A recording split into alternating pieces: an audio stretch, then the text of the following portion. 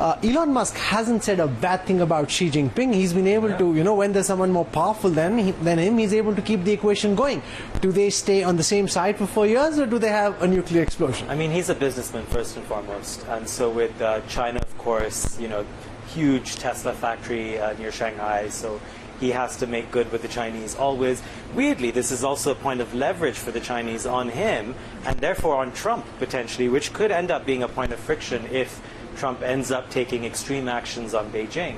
But yeah, I'm with Ishan here in that you have two men with immense egos who have... Who has the bigger ego in your view? Trump, probably, I would imagine.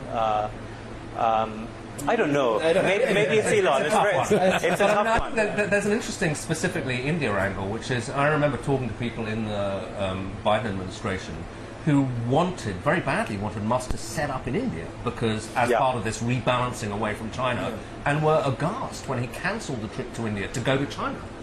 Because why do you think he did that? Because he had more of a commitment to China, and it was more important to get Tesla what it needed in China than to look at some notional... So which side are you on? They stay friends or they have a blowout? I don't know, because you'd think certainly in personality terms, of course there'll be a blowout because there's two big egos.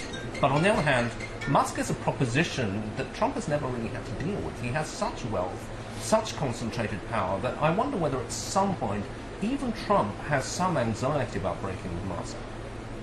Is this the way the US politics on the Republican side is likely to stay, with whoever is Trump's successor taking forward his agenda, or do you think a reversion to mean and more centralism is more likely, Ravi? Well, it depends on when, first of all.